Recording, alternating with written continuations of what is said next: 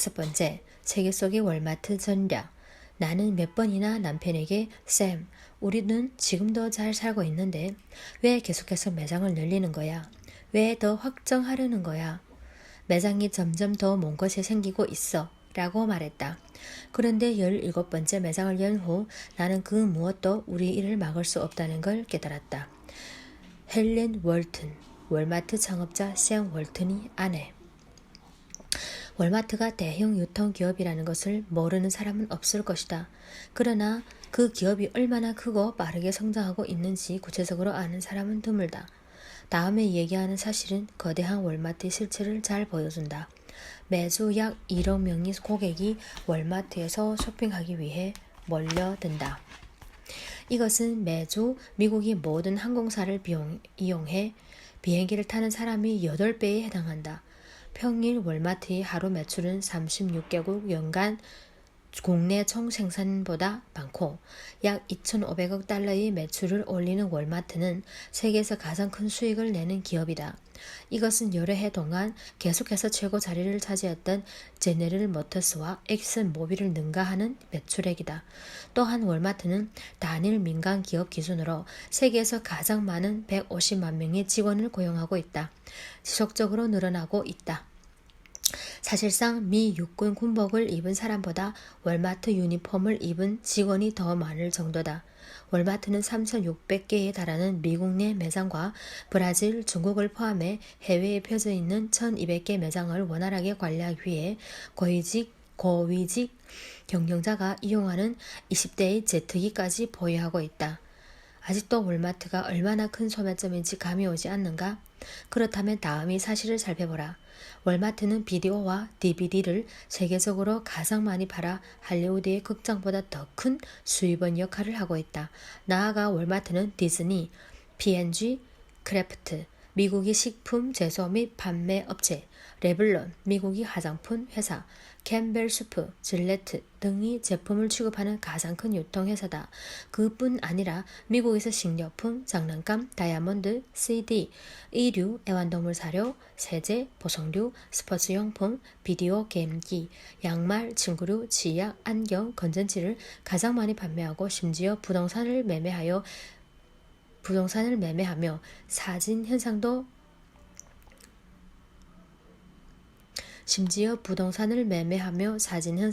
한다.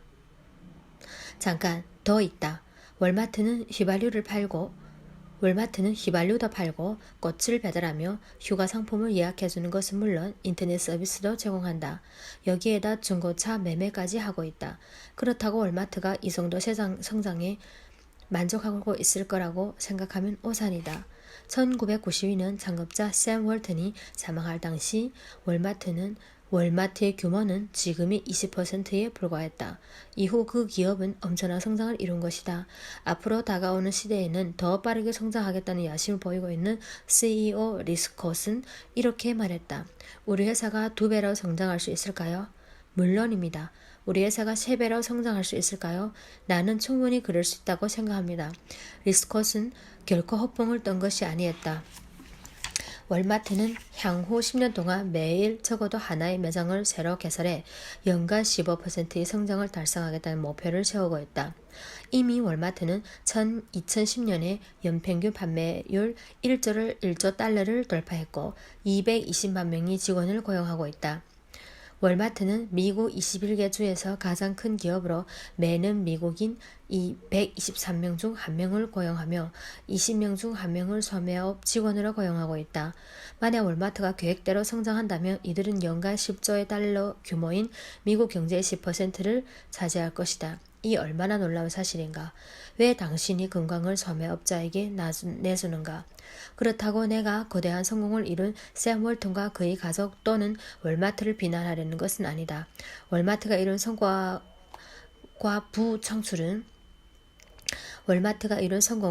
부창출은 비즈니스 역사상 가장 위대한 성공 스토리다.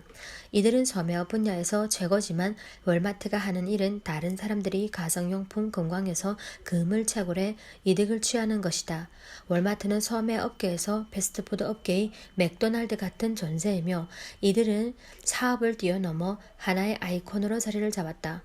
내가 볼 때 월마트라는 아이콘은 터무니없이 사람들을 소매점으로 불러 모아 소비자의 자산을 가져가고 있다. 사람들은 월마트 같은 대형 소매점뿐 아니라 작은 소매점에도 자발적으로 자신이 가정용품 금광을 내주고 있다. 이 얼마나 아이러니한 일인가. 사실 더 많은 돈이 필요한 사람들은 월마트나 월튼가 사람들이 아니다. 더는 월마트에 쇼핑하러 오는 사람들에게 더 필요하다. 나는 사람들이 자발적으로 갖다주는 자산으로 이득을 취한다고 해서 월마트나 다른 소매업자들을 비난하고 싶은 생각은 없다. 단지 왜 그 많은 사람들이 소매업자에게 돈을 주는 대신 자신이 가정용품 공장에서 스스로 금을 캐내지 않는지 이해할 따름이다. 월마트를 통해 누가 부자가 되고 있는가? 월마트가 세계에서 연간 1조 달러의 매출을 올리는 세계 제1의 기업이라면 그 어마어마한 성공을 통해 부자가 되는 사람은 누구일까? 당연히 직원들은 아니다. 월마트 매장에서 일하는 일반 직원의 평균 연봉은 1만 2천 달러에서 1만 5천 달러로 미국인 평균 소득이 절반 이하다. 그렇다고 4만 달러에서 5만 달러의 연봉을 받는 대략 5천 개 매장의 매니저가 부자가 되는 것도 아니다. 그에게 연봉을 챙기는 사람들은 대개 고위직에 있다. 그들은 과연 누구일까?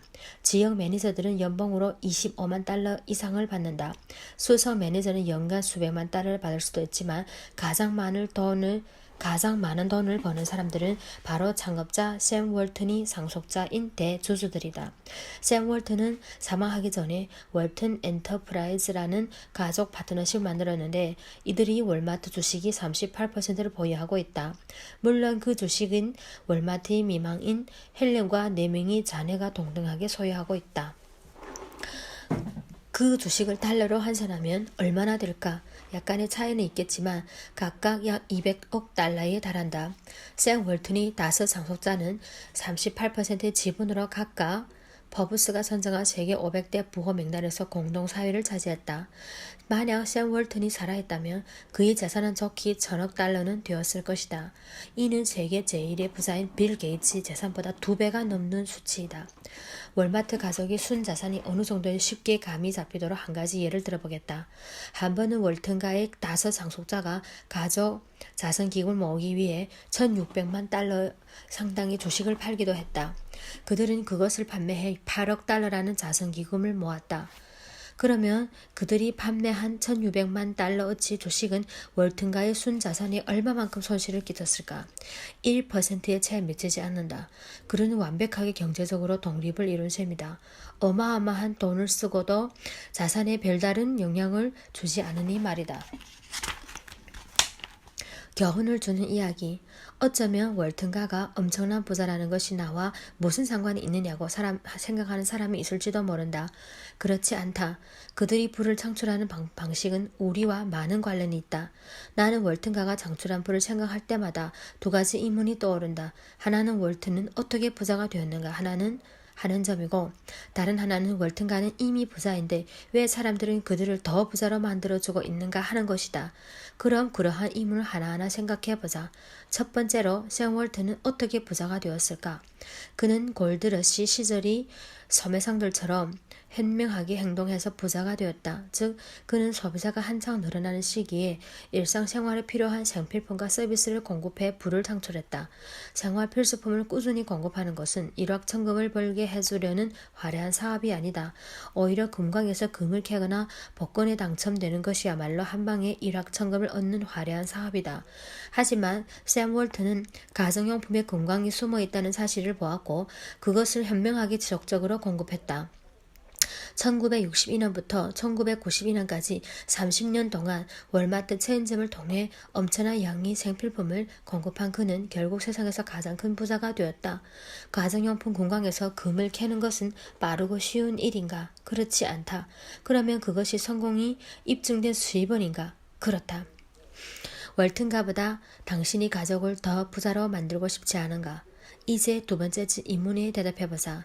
월튼가는 이미 부자인데 왜 사람들은 그를 더 부자로 만들어주고 있는가?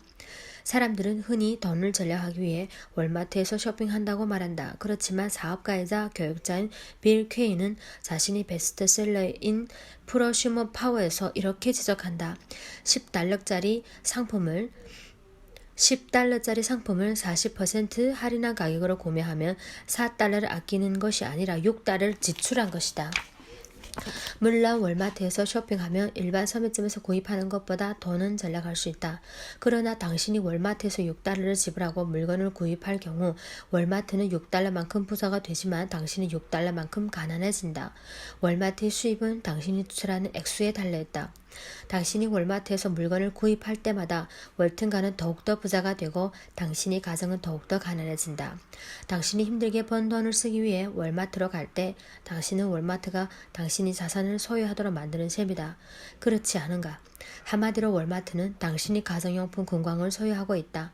월마트는 당신의 친척, 친구, 그리고 친구의 친구들, 가정용품 공방까지 소유하고 있다. 도무지 만족할 줄 모르는 월마트라는 거대한 고래는 놀라운 속도로 더 많은 가정의 건강을 집어삼키고 있다. 그런데 안타깝게도 수많은 사람들이 월마트라는 고래가 자신이 가정용품 건강을 가져가도록 자발적으로 월마트 문 앞에 줄을 서고 있다. 대체 무엇이 잘못된 것일까? 잘못된 것을 바로잡자. 잘못된 것은 많은 소비자들이 확실한 사실을 놓치고 있다는 점이다. 골드러시 시대에 광부들이 그랬듯 반면 월마트와 수만 개의 다른 소매업자들은 분명한 사실을 보고 있다. 여기서 말하는 분명한 사실이란 당신이 집안에 있는 모든 가정용품이 금광이라는 점이다. 그것은 당신이 소유한 집과 마찬가지로 수익을 창출해 자산을 늘려준다. 이제 당신은 월마트로 달려가 그들이 당신이 자산을 가져가도록 하고 싶지 않을 것이다. 그렇지 않은가? 소매업자가 당신이 가정용품 금광에서 금을 캐가도록 내버려는 것은 미친 짓이다. 정상적인 사람이라면 누구도 그것을 내버려 두고 싶지 않을 터다. 그런데 일상생활용품과 서비스를 구매할 때가 되면 여전히 수백만 명이 가까운 월마트로 달려간다. 월등가가 자신이 가정용품 자산을 가져갈 수 있도록 말이다. 이제 확실한 사실을 보고 월마트나 다른 소매업자가 당신의 금광을 건드리지 못하도록 해야 하지 않겠는가? 아직도 잘 모르겠는가? 소매업자는 골든러시 시절에 광부들에게 일상생활 용품을 공급해주고 이익을 취한 소매업자와 같은 존재다. 당신에게는 당신이 소유권을 되찾을 모든 법적 권리가 있다. 그렇지 않은가? 당신이 가정은 당신이 이룬 것이므로 집안의 모든 재산에 대한 권리는 법적으로나 도덕적으로 당신에게 있다. 그렇지 않은가? 이제 당신 자신과 가정을 위해 가정용품 공방을 되찾을 때다. 당신이 주변에서 가정용품 공방을 가로채는 소매업자들을 몰라내야 한다. 당신이 집안에 있는 가정용품 공방을 캐낼 권리는 당신에게 있다. 이제 곡괭이와 삽을 들고 다음 장에서 만나자. 다음 장에서는 가정용품 제출을 수입으로 바꾸는 방법과 그 과정에서 당신이 삶을 진정으로 누리는 방법을 설명하겠다. 제6. 가정용품 공방, 장벽 없는 자신만의 월마트. 시간도 돈도 낭비하지 마라. 그 두 가지를 최대한 이용하라. 벤저민 프랭클린, 미국의 정치가이자 과학자. 월마트가 그토록 엄청난 이익을 창출하는데 왜 사람들은 그들이 사업 모델을 모방하지 않는 것일까? 그것은 사업을 시작하는데 드는 비용이 천문학적이기 때문이다. 월마트는 매년 3천억 달러에 달하는 매출을 올린다. 그런데 그 정도 매출을 올리려면 1910억 달러라는 어마어마한 자금이 필요하다. 월마트는 거대 기업이고 지금도 성장하고 있지만 총 비용 역시 계속해서 증가하고 있다. 월마트가 상품과 서비스를 공급하려면 땅을 대량으로 구입하고 비행기 경납고 규모의 매장을 지어야 한다. 또한 3만 명이 넘는 납품업자들에게 받은 물건으로 매장을 채워야 하며 수백만 명의 직원들에게 월급을 지불해야 한다.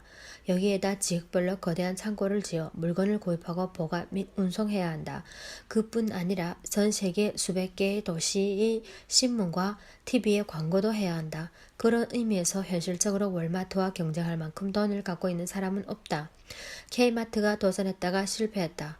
만약 아무런 장벽 없이 월마트를 소유할 수 있다면 어떻게 하겠는가? 즉, 당신이 막대한 경비를 들이지 않고 월마트처럼 상품과 서비스를 공급할 수 있다면 어떻게 하겠는가? 그렇다면 한번 고려해볼 만하지 않는가? 사실 당신은 소매업자보다 더 잘할 수 있다. 나는 이 책을 통해 소매업자가 당신의 집안의 가정용품 건강을 갖는 대신 어떻게 하면 당신이 그 건강을 챙길 수 있는지 알려주고자 한다. 먼저 소매업자가 아니라 당신이 건강을 갖도록 당신이 가정용품 건강에서 소매업자를 쫓아내야 한다. 여기에 동의하는가? 좋다. 이제부터 당신이 소매업자를 쫓아내는 몇 가지 시나리오를 들려주고자 한다. 그것은 다른 사람이 아닌 바로 당신이 건강을 갖는 방법이다. 그럼 시작해보자. 당신은 소매업자들이 실제로 무엇을 생각하는지 생각해 본 적이 있는가? 사람들은 대부분 소매업자가 상품을 판매하는 일을 한다고 생각한다. 사실대로 말하자면 소매점에서 일하는 대부분의 판매원은 판매에 대해 아무것도 모른다. 당신이 일상생활용품을 구매하기 위해 소매점에 갈 때는 이미 자기 자신을 판매한 것이나 다름없다. 당신이 원하는 것이 무엇인지 알고 있으니 말이다.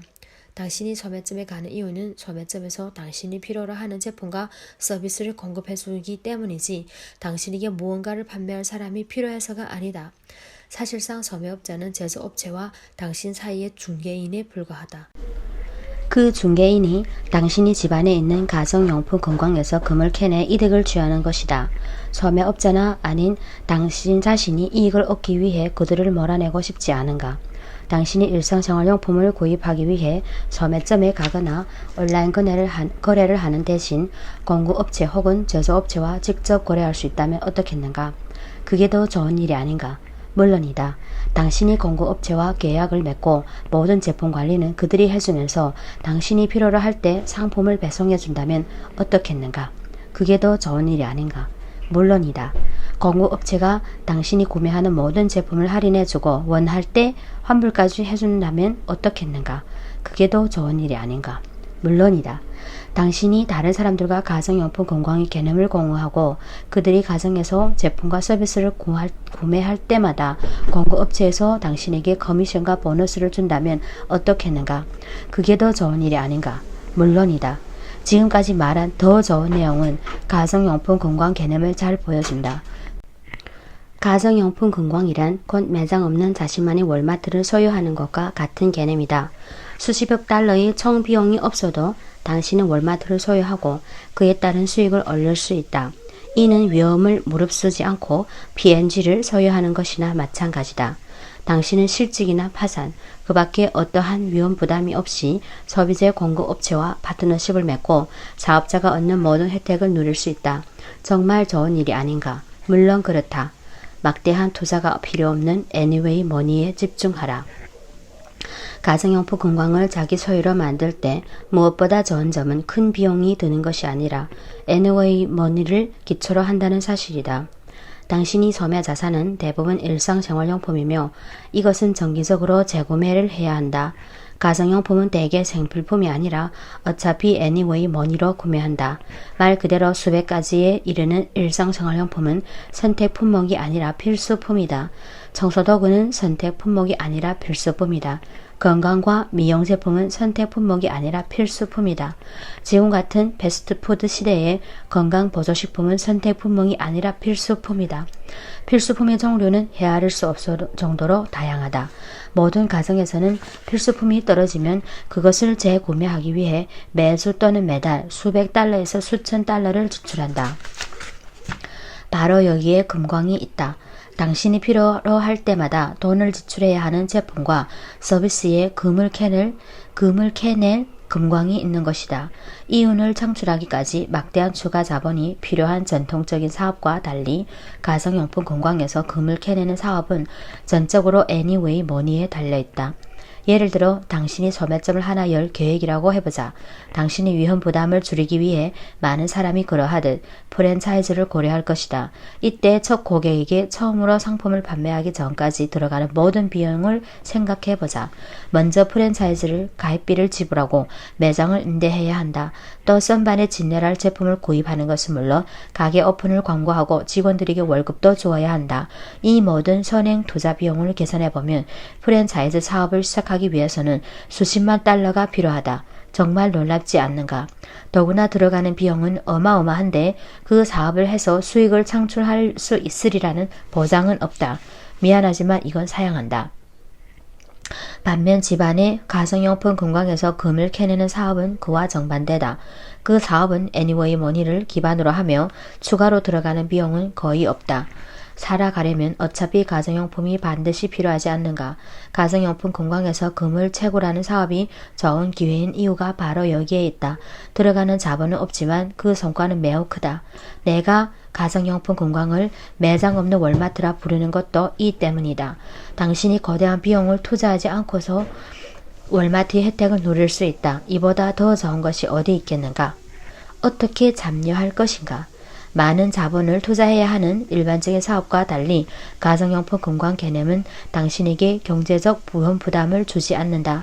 만약 당신이 프랜차이즈 사업을 한다면 당신 하루 종일 매장을 지키며 일해야 한다. 프랜차이즈 사업가는 자기 마음대로 문을 열거나 닫을 수 없고 영업시간도 원하는 대로 정하는 것이 아니다. 설령 가족에게 급한 일이 생겨도 영업을 그만둘 수가 없다. 프랜차이즈 사업이나 일반적인 사업을 하는 사업자는 일주일에 6일 동안 아침부터 밤늦게까지 일해야 한다. 그렇지 않으면 심지어 망할 수도 있다. 가정용품 공방에서 금을 캐내는 사업은 당신이 사업을 소유하는 것이므로 당신은 사업에 전적으로 얽매일 필요가 없다. 당신이 원하는 수준에 맞춰 비즈니스를 진행할 수 있기 때문이다. 당신은 다음의 3가지 유형 중에서 마음껏 선택할 수 있다. 첫째는 캐시백 플랜이다. 이것을 선택하면 당신은 일상생활용품을 공급업체나 제조업체로부터 직접 구매할 수 있다. 그리고 할인이나 리베이트 방식으로 현금을 돌려받는다. 둘째는 캐시플로 플랜이다. 이 플랜에서 당신은 정기적으로 구매하는 소비자망을 구축하거나 가정용품 금광 개념을 다른 과정과 공유함으로써 현금을 벌어들인다. 이를 통해 제품과 서비스의 구매가 일어나면 커미션과 보너스를 받는다. 셋째는 캐시카우 플랜이다. 이 플랜에서 당신은 가정용품 공간 개념을 다른 사람에게 알리고 그가 이 사업에 참여하면 교육 서비스를 담당한다. 그 사람이 다른 가정과 가정용품 공간 개념을 공유하도록 가르치는 것이다. 그러면 그 사람은 또 다른 사람을 가르치는 방법을 배우고 이 과정은 반복해서 되풀이된다. 이로써 당신의 소비자 그룹이 형성되면 당신은 그 그룹에서 발생한 모든 구매를 통해 커미션과 보너스를 받는다. 이것이 당신과 당신이 가족을 위해 고수익을 창출하는 방법이다. 가정용품 공간을 어떻게 자신의 것으로 만들 수 있는가?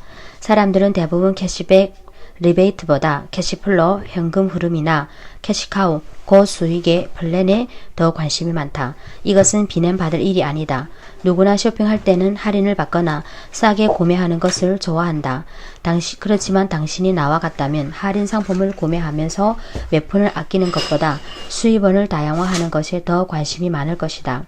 나는 이미 집안이 가정용품 공방에서 금을 캐는 사업을 하고 있다.